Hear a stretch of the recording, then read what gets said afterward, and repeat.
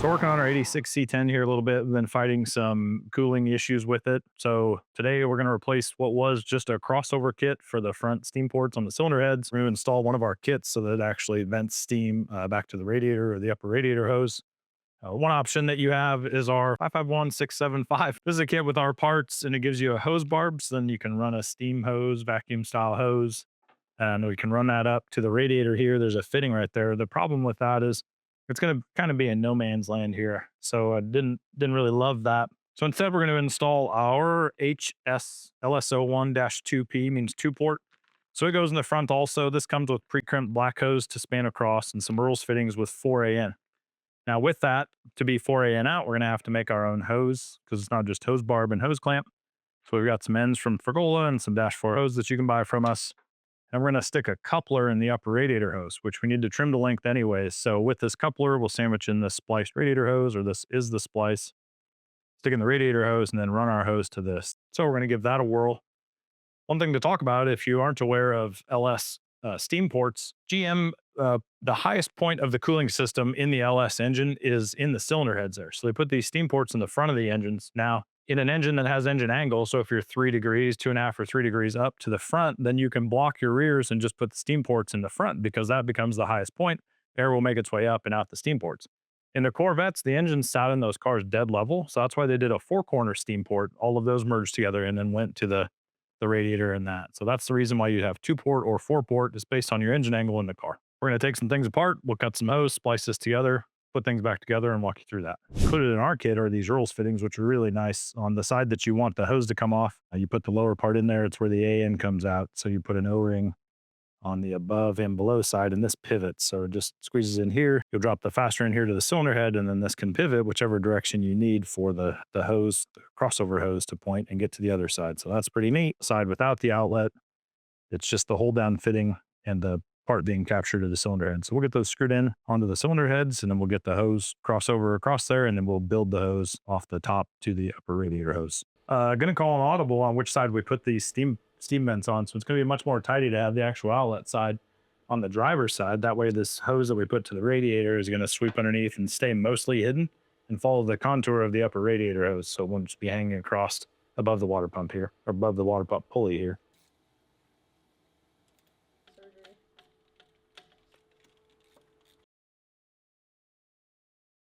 So we released hoses for the C10 trucks, but they're made for this factory radiator, which is quite a bit wider. This is an LS3 style water pump because it uses our LSA, or the shallow accessory bracket offset, to make room for the supercharger business here. So the good news is the straight section here, we can cut a chunk out of that and then install our coupler with the hose that we're going to plumb the steam port kit to. So we're going to put this on the radiator, which is larger than the water pump side.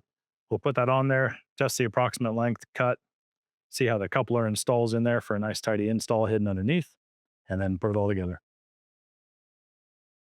We make these hoses with some extra length on the water pump side and the radiator side, so you can trim this length and definitely this length, just depending on what your engine setback is or where your radiator ends up. So it becomes pretty universal fit. In this case, I like the offset from the radiator out, so it clears the fans. It's kind of out here in no man's land, not touching the air inlet. So we'll definitely be trimming some length off here as we get that fitted. So down here, I think we want to put the coupler with the vent port in it basically halfway. So it's going to end up about here. Just going to put a mark on the hose. We'll cut it with the hose cutter and then come back and trim the other end until it fits back the other direction.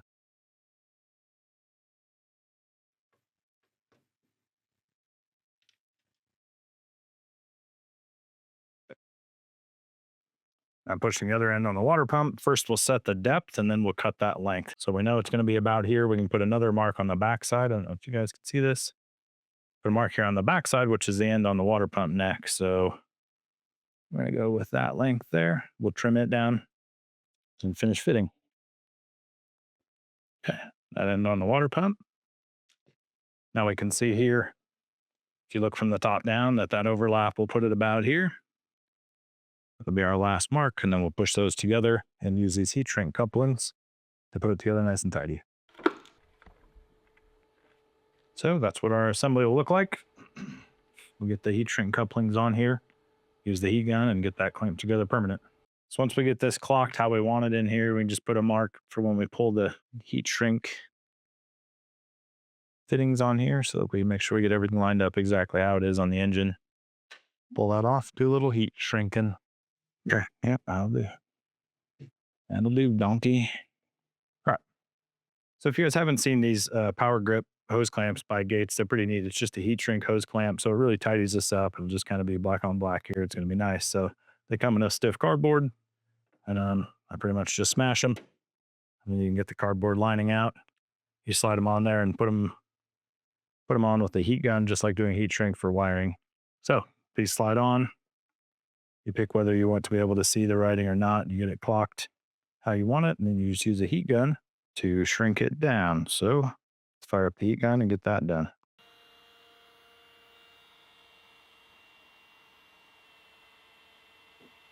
On here.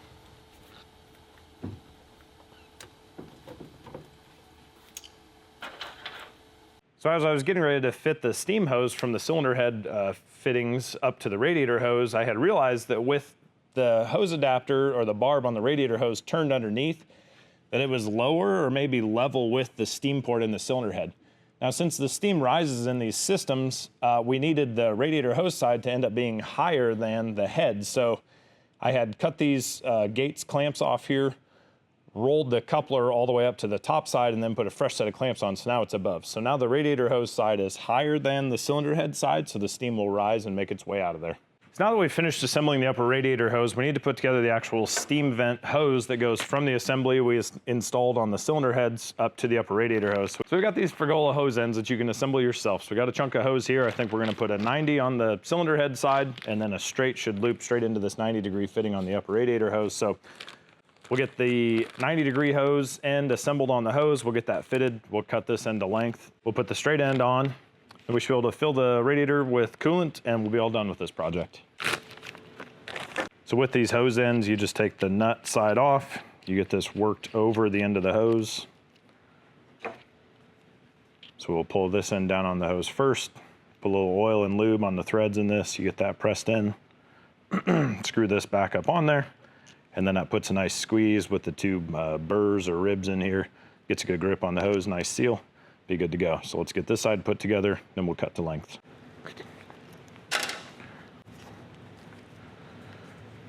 All right, get that end on the cylinder head side, then we'll figure out the length back up to the hose. So with it routed back in here, we come find the shape that we want to make, and then we'll mark the end where we want to cut it. So the length of the fitting matters.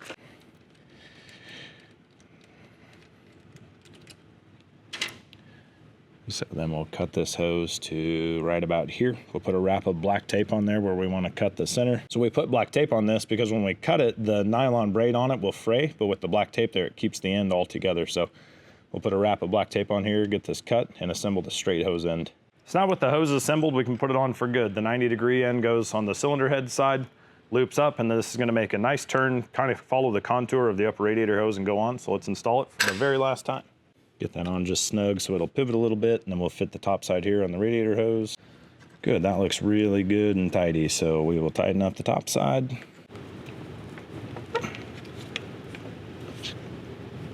Okay.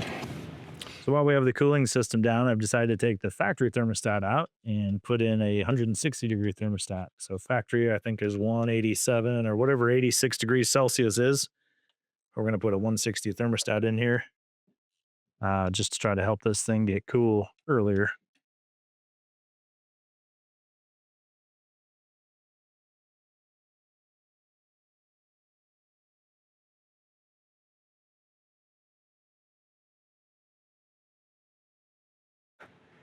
So that's the whole process of installing the crossover kit on the cylinder heads, putting the hose coupling in the upper hose, assembling a steam vent hose from the cylinder head side to the radiator hose. We're going to dump some coolant in this thing, get it topped off, and ready to roll.